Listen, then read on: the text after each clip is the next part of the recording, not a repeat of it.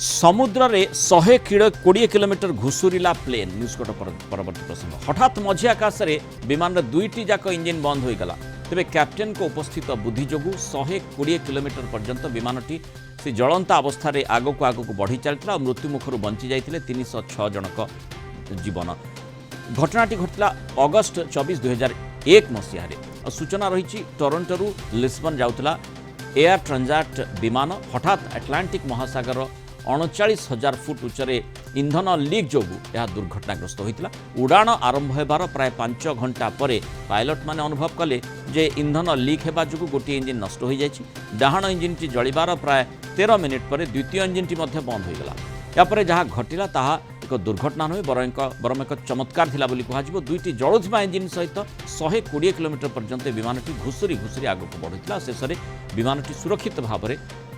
रही माने स्थिर रही जहाँ विश्व में रेकर्ड सृष्टि कर संपर्कित तथ्य वर्तमान सामना को आसी आम आलोचना करबा आम सहित फ्लाइंग ऑफिसर राधेश्याम मिश्र जोड़ी स्वागत करी फ्लाइंग ऑफिसर मिश्र आलोचना को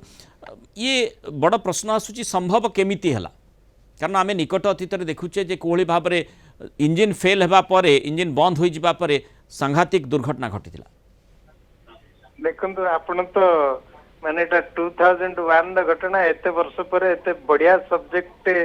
आपण पब्लिक की सुनेवा को चाहउछन्ती म आपण को धन्यवाद दउची एबे हमर जेंती अहमदाबाद रे गोटे क्रैश हेतिला हमें समस्त डिस्कशन करूतिले चैनल रे बहुत कारण देखा जाउतला जेतरे गोटे कारण हमें माने समस्त पचारतिले पब्लिक पचारतिले जे पायलट काहे की सेव करि पारलेनी हमें समस्त कहतु जे पायलट पाखरे टाइम नथिला कना एयरक्राफ्ट रो अल्टीट्यूड नथिला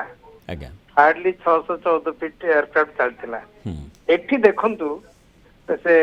टोरंटो रु लिस्बन अराउंड 7 आवर्स 7 मिनिट्स रो फ्लाइट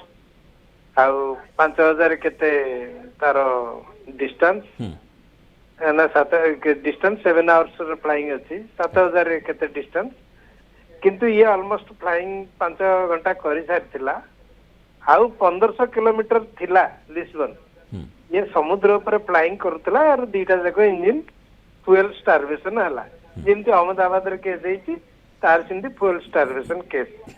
किंतु एयरक्राफ्ट रो अल्टीट्यूड थिला 39000 फीट ऊपर उडुतिला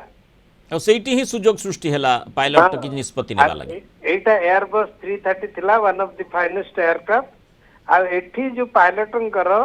16000 आवर्स फ्लाइंग एक्सपीरियंस थिला अच्छा आ तांकर टेक्निकल नॉलेज आ साहस बहुत थिला जेतले दीटा जाक इंजिन फेल्युअर हे गला आपण देखंतु जे सब जाका हाइड्रोलिक सिस्टम खत्म जिंती राम एयर जेट आमे कहउतले अहमदाबाद रे एक्टिवेट हेतला यार भी राम एयर जेट एकरी टिके टिके पावर देइथिला आज्ञा तेणु वर्तमान पायलट कैलकुलेट कले एई बलिया प्लेन रे ये 1000 फीट डाउन आसीला कि 1000 फीट डाउन रे आसीला कि अंकर केते अल्टीट्यूड लूज हबो माने एतिकी अल्टीट्यूड रे केते किलोमीटर ऑलमोस्ट 23 रु 27 रु 33 किलोमीटर डिस्टेंस फ्लाइंग कला कि 1000 फीट प्लेन डाउन पळे आसीबो ऑटोमेटिकली प्रोवाइडेड पायलट ताकू कंट्रोल वे रे नौचंती कोनोसी कंट्रोल तो काम करनी जा करूथले मैनुअली तेनु एठी पायलटंकर निजर बुद्धिमत्ता एवं 120 किलोमीटर घुसुरी घुसुरी प्लेन आगो को जाइथिला घुसुरी घुसुरी माने ग्लाइडिंग करिछि 39000 फीट रु धीरे धीरे धीरे धीरे कमी से एमिति कैलकुलेट करिसंती 120 किलोमीटर गोटे आइलैंड रो डिफेन्स कम सिविल रो कमांड एयरफील्ड रे से लैंड करि जाइछंती तेणु गोटे बड़ कथा होछि जे जेउत उच्चता अर्थात केउ उच्चता रे प्लेन टी उडुथला 39,000 फुट ऊपर जितेबाला यह उड़ूला तेणु सेठी सुजोग रही पायलट पाखरे एवं से विज्ञ पायलट से 120 किलोमीटर पर्यंत ग्लाइड करी प्लेन टी शेष में लैंड कर पारे 2001 रो ये घटना हेले आज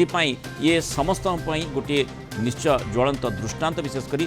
पायलट मानक बहुत धन्यवाद फ्लाइंग ऑफिसर राधेश्याम मिश्र आलोचना आम सहित मतामत